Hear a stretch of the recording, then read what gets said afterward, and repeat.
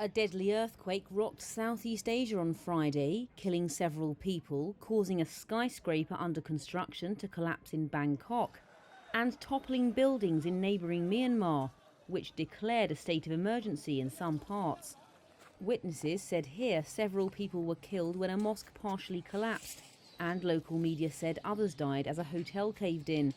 In Thailand, officials said one of at least a few people were killed under the rubble of the partially built skyscraper.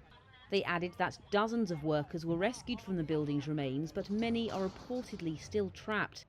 Bangkok city authorities declared the capital a disaster-stricken area, saying they needed to assess and monitor damaged areas.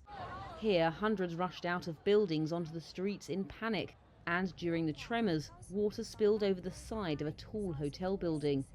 One Thai office worker saw his building start to sway side to side. At first, I didn't realise it was an earthquake, but then I saw the table shaking, and the chair and computer started swaying too.